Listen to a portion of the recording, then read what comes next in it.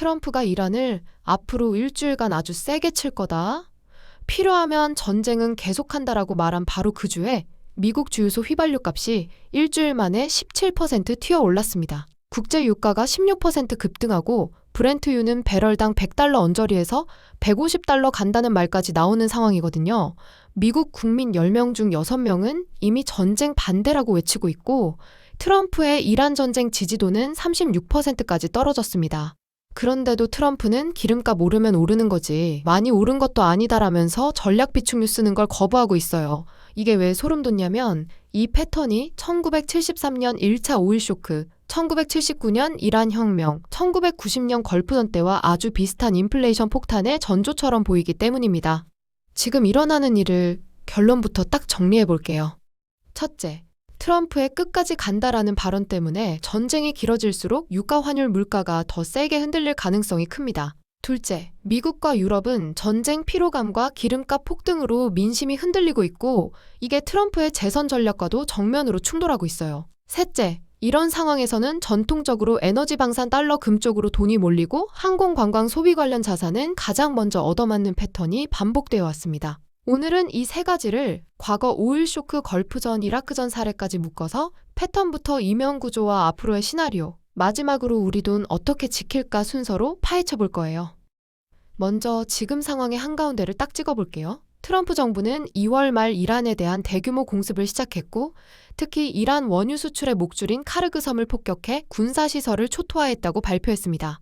이 섬은 이란 원유 수출의 80% 이상이 거쳐가는 핵심 허브인데 군사시설만 골라 때렸다면서도 이란이 호르무즈 해협을 건드리면 석유시설도 칠 수 있다고 공개적으로 으름장을 놓고 있어요. 에너지 애널리스트들은 이란 생산량 하루 330만 배럴 중 최대 절반 가까이가 위험해질 수 있고 기존 20일치 정도로 보던 수출 버퍼가 한 번에 사라질 수 있다고 경고합니다. 그래서 브렌트유는 이미 100달러를 넘나들고 있고 최악의 경우 150달러까지도 거론되는 중이죠.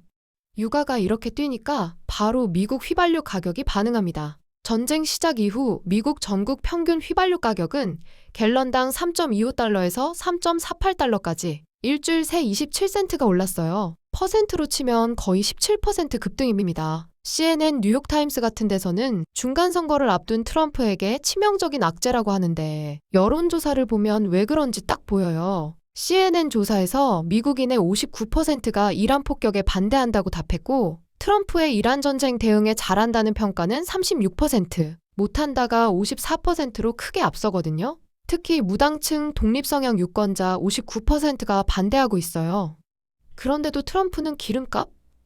아직 많이 오른 것도 아니고 잠깐 쇼크일 뿐이다라며 전략 비축유 SPR를 풀어 압력을 낮추는 카드도 쉽사리 안 꺼내고 있습니다. 여기에 앞으로 일주일 동안 이란을 아주 강하게 칠 것, 필요하다면 전쟁은 계속된다라는 강경 발언이 겹치니까 시장은 이거 최소 한두 달은 길게 가는 전쟁 아니냐라고 보고 있는 거죠.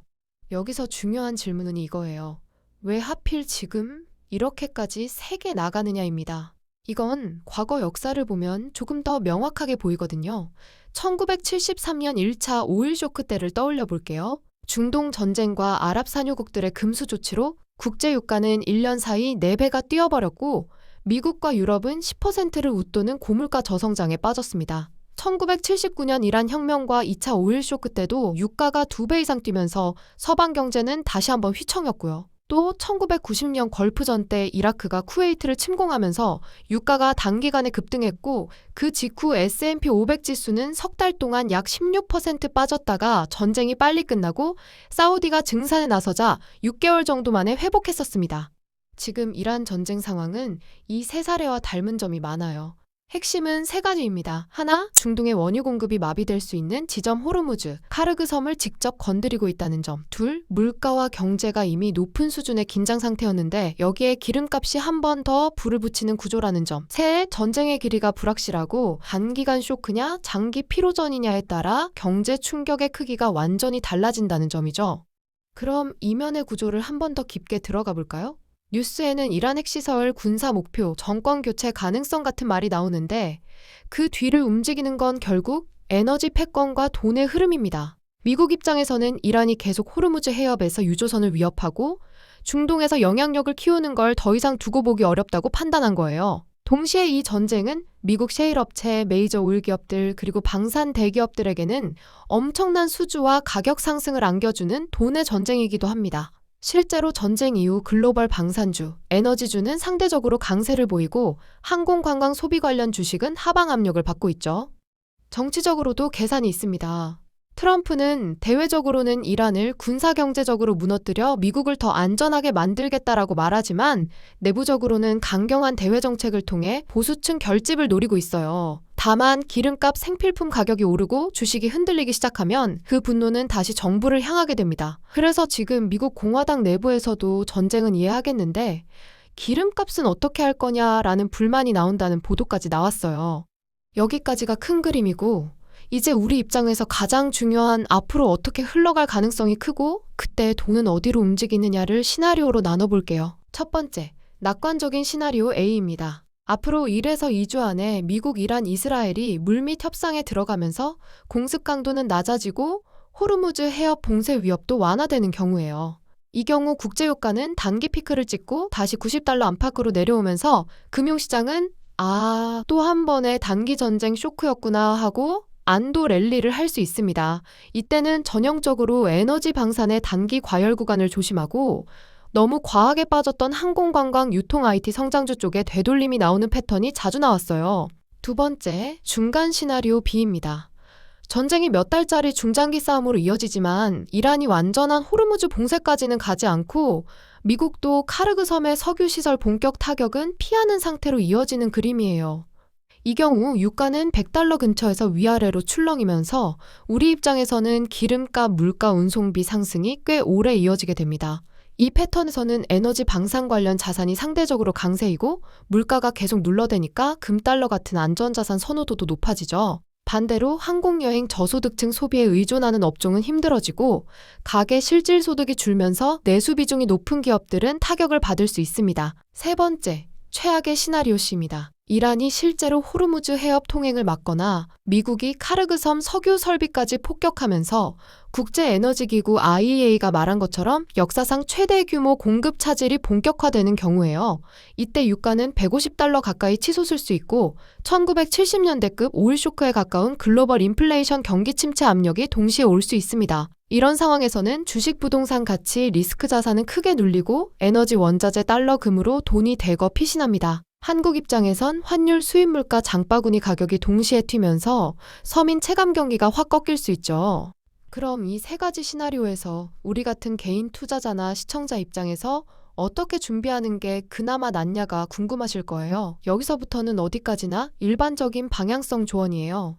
첫째, 지금처럼 전쟁 유가가 격렬하게 움직일 때는 포트폴리오 안에 에너지 방산 원자재 쪽 비중을 아예 0으로 두는 것보다는 어느 정도 해지 역할을 할 수 있게 소액이라도 포함시키는 게 보통은 유리했습니다. 과거 데이터를 보면 전쟁이 터질 때마다 시장 전체는 흔들려도 에너지 방산은 상대적으로 덜 빠지거나 오히려 오르는 구간이 많았거든요. 둘째, 동시에 기름값 물가에 직격탄 맞는 업종에 대해선 욕심을 줄이는 게 좋습니다. 항공여행 크루즈, 저가 유통 이런 쪽은 전쟁이 길어질수록 이익이 깎이기 쉽거든요. 물론 전쟁이 빨리 끝나면 반등 여력은 커지겠지만 그건 시나리오 A에만 해당되는 얘기라서 지금은 공격적으로 베팅하기보다 비중 조절이 중요해요. 셋째, 한국 가게 입장에서 제일 직접적인 건 환율과 물가입니다.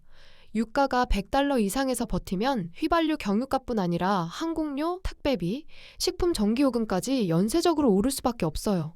이런 때는 대출이자 부담이 있는 분들은 레버리지 빚 투자를 최소화하고 생활비 비상자금을 조금 더 두껍게 쥐고 가는 게 안전합니다. 전쟁이 길어질수록 소름 돋는 반전은 항상 돈 없는 쪽에서 먼저 터지거든요. 경제가 버틴다고 해도 가게 한 명 한 명의 살림살이는 훨씬 먼저 힘들어지니까요. 마지막으로 정리해볼게요. 지금 트럼프의 끝까지 간다 발언은 단순한 허풍이 아니라 실제로 카르그섬 폭격, 호르무즈 긴장, 유가 급등, 기름값 물가 상승, 그리고 미국 내 여론 악화까지 이어지는 도미노 가운데 한 조각입니다. 여론조사는 이미 10명 중 6명이 전쟁에 반대하고 있다고 말하고 있고 그 반대의 상당 부분은 기름값 물가가 너무 오른다는 분노와 연결되어 있어요. 역사는 우리에게 이런 국면에서 항상 똑같은 질문을 던졌습니다. 누가 이 전쟁으로 돈을 버는가? 그리고 그 비용은 누가 대신 내고 있는가? 지금은 감정적으로 뉴스에 휩쓸리기보다는 내 지갑, 내 투자, 내 생활을 중심으로 만약 전쟁이 3개월 더 가면 유가가 120달러까지 가면을 한번 가정해 보시길 권해요. 그렇게 한번 시뮬레이션을 해놓으면 실제 상황이 어느 방향으로 가도 훨씬 덜 흔들리거든요. 저는 앞으로도 전쟁과 에너지, 그리고 돈의 흐름을 계속 추적해서 여러분이 손해를 덜 보고 기회는 더 많이 잡을 수 있도록 최대한 냉정하게 분석해 드리겠습니다.